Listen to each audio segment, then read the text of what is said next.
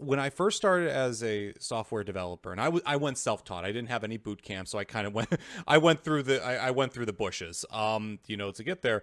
And I remember sitting in a room with a bunch of software developers, and I had just started, and like I had a problem where it's like I wanted to remove technical debt from our organization. We were Yeah. slow, we had a bunch of issues, so it's like let's remove technical debt. So I'm sitting in a room with a bunch of developers, and then all of a sudden I say, okay, well, why don't we start by documenting the system? It's not documented. Let's go and do that. And all of a sudden, one of the developers chimed in and said, well, Brian, that's a lot harder than you think. There's 3 levels of documentation. And he's basically rattled off a bunch of stuff. And all of a sudden he got done, and I just sat there. And usually I would have been like, oh, I don't know what I'm asking. And then, but like I'd known enough now to realize that he's screwing with me here. Or maybe he doesn't have attention, but I know that he just threw all that stuff in. We didn't get anywhere closer to a solution. We didn't get Yeah. to a part where it got clear.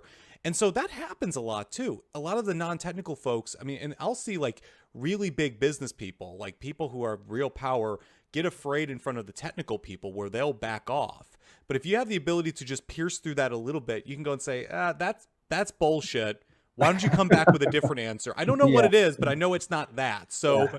why don't you try That's stop it. screwing me and get me a better Yeah. answer?